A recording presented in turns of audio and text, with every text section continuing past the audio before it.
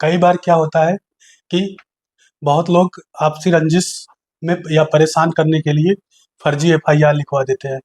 और आप जानते हैं, अगर एफआईआर लिख गया है तब उसको ना तो काटा जा सकता है, ना तो फाड़ा जा सकता है। नमस्कार, मैं हूं Pradeep Kumar Patwa from the legal Pradeep.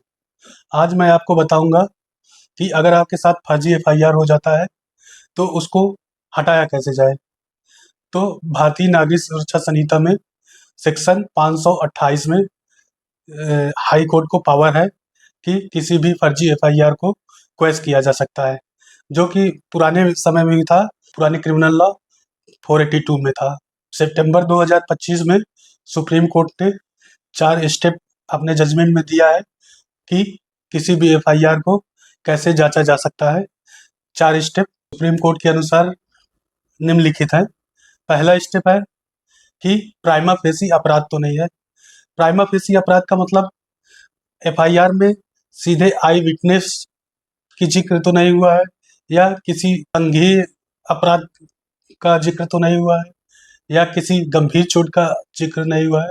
तो प्रथम टेस्ट यही किया जाता है कि प्राइमा फेसी अपराध तो नहीं है। दूसरा है बैकग्राउंड चेक किया जाता है।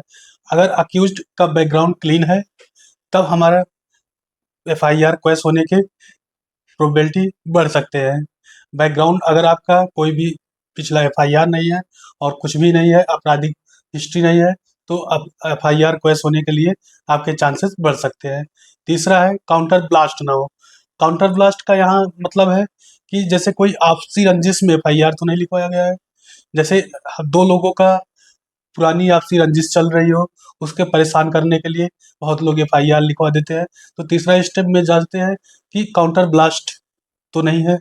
चौथा स्टेप है न्याय का दुरुपयोग तो नहीं हो रहा है उस एफआईआर से।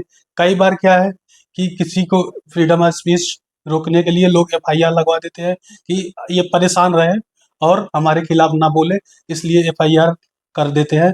ज़्यादातर पॉलिटिकल पार्टियों लोग यही करते हैं। तो ऐसे एफआईआर क्वेश करने में आसानी होती है। एफआईआर क्वेश के रिलेटेड अभी कई सारे न्यू लॉ अमेंड होने के बाद कई सारे जजमेंट भी आ चुके हैं।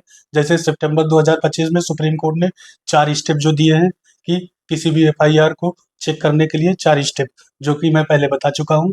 और फिर उसके बाद सितंबर 2025 में ही नेसेंट इन्वेस्टिगेशन आता है, जिसका आउटकम ये आता है कि जांच शुरू होने से पहले एफआईआर क्वेश किया जा सकता है।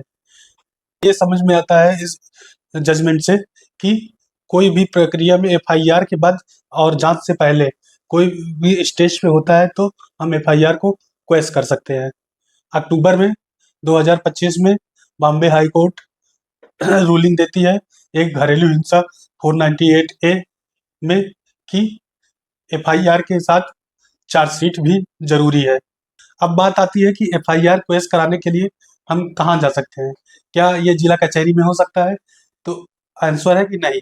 ये जिला कचहरी में या किसी भी डिस्ट्रिक्ट कोर्ट में, सेशन कोर्ट में ये पावर नहीं दिया गया है। 528 सिर्फ और सिर्फ हाई कोर्ट को पावर देता है कि किसी भी एफआईआर को क्वेश कर सकते हैं। इसके लिए आपको हाई कोर्ट के एडवोकेट से मिलना होगा और अपनी एफआईआर की कॉपी देनी होगी। फिर वो 528 सेक्शन के अंदर एप्लीकेशन डालेंगे कोई भी एफआईआर क्वेश होने के लिए। तो बात ये आती है कि एफआईआर क्या सिर्फ एफआईआर होते ही हम चले जाएँ तो क्वेश हो जाएगा, या कुछ देरी में? तो हम बता दें आपको कि एफआईआर होते ही आप चले जाएँगे तो आपको प्रो बोनो बेनिफिट मिलेगा, और इंक्वायरी के पहले चार्जशीट फाइल होते तक आप एफआईआर को क्वेश करा सकते हैं। इसमें आपकी चार्जशीट भी आ सकती है, रद्द हो सकती है। ऐसे ही लीगल इन्फॉर्मेशन के लिए हमारे चैनल को लाइक करें, सब्सक्राइब करें। नमस्कार।